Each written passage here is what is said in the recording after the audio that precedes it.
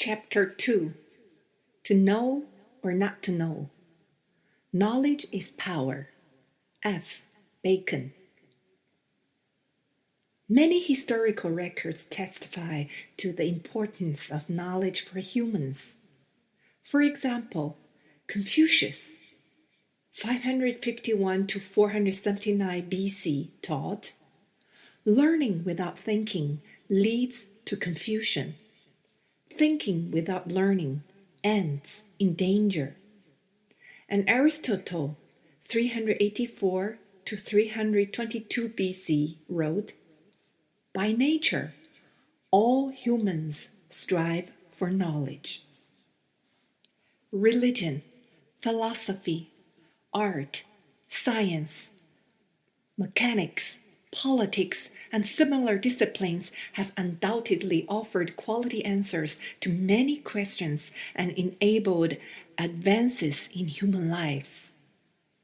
As structured systems, they enrich our world with new knowledge in a highly productive and organized manner.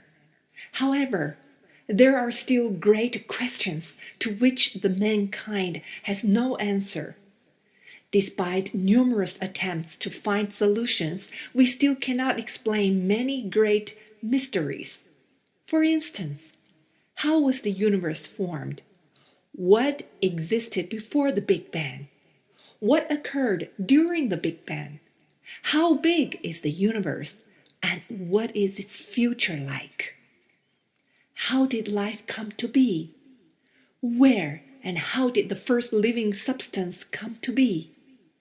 How did humans come into existence? How was consciousness created? And what is consciousness? Are there conscious beings outside the planet Earth? What happens with our consciousness when we die? Does God exist? Who are we? Does life have a final purpose? What is time, space, truth? What is substance? As a species, can we grasp such issues? Can we provide answers? Can science accomplish such an important task on its own? Does it need help from, for instance, philosophy, religion, magic, and art? Will the future bring a new epistemological system? One which will help us to understand the world more completely, one which will be neither magic nor philosophy, neither art nor science. Is it possible that the new system will arise out of those areas? One of the basic characteristics of knowledge is that it keeps correcting itself by constant and thorough reconsideration. New insights correct a relative incorrectness of the existing knowledge, and the results as a whole contribute to a more thorough understanding of the world. It is certain that human knowledge will be multiplied also in the future. Thus, light will be shed on many secrets. Civilizational values will be enhanced and the authority of knowledge magnified. It is, however, questionable whether we can understand the world by applying only rational scientific methods. If we neglect philosophical, artistic, religious, or magic perspectives, our understanding of basic concepts, for example, life, oneself, the universe, the truth, consciousness, freedom, love, remains incomplete, distorted, slow, and doubtful. Consequently, we can make several conclusions. 1.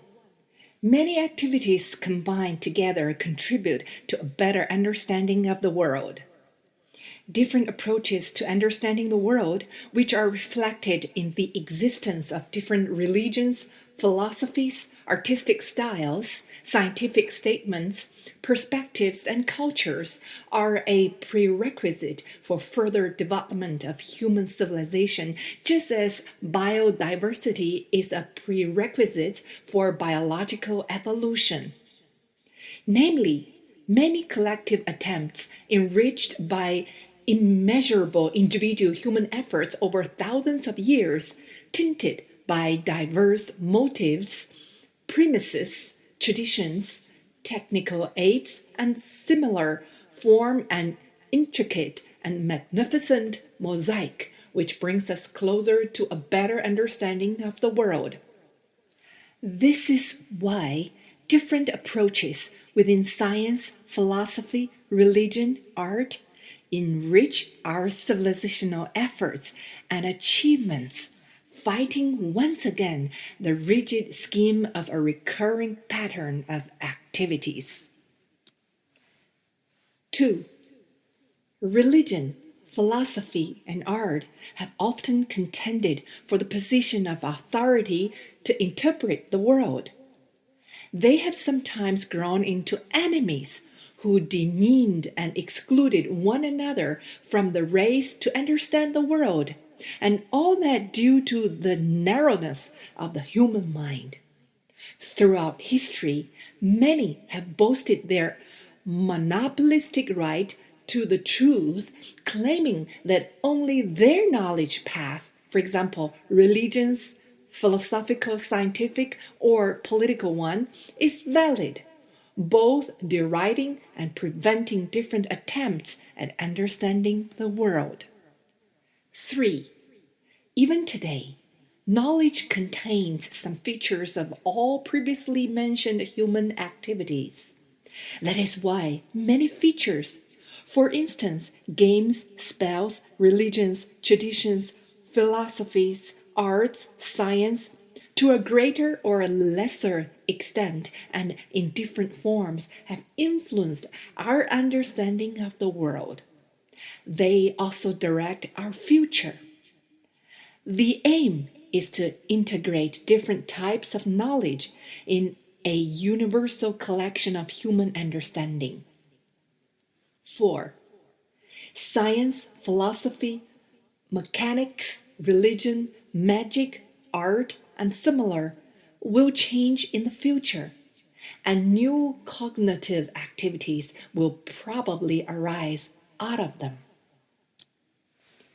Human knowledge is undoubtedly great, and we have every reason to be proud as a species, but we should not overdo it. 4. According to R. Duncan and M. Weston Smith, compared to the pond of our knowledge, our ignorance remains Atlantic. Will we find answers to all questions? Even find out who we are? What the universe is? The problem was noted by the great Immanuel Kant, 1724 to 1804, who claimed that it is impossible to answer all questions and understand, for example, the universe, because when it becomes the object of our research, it is identified with the spectator who is also an integral part of the universe. The solution may lie in John Archibald Wheeler's hypothesis about the existence of a self-reference universe whose evolution created humans. Thus, the universe acquired a meaning. In a self-supporting circle, the universe pervades humans. A spectator and a participant pervades the universe. Both human and the universe are bootstrapped into existence. This view is entirely in line with Niels Bohr's conclusion. One must never forget that in the great drama of existence, we are ourselves both actors and spectators.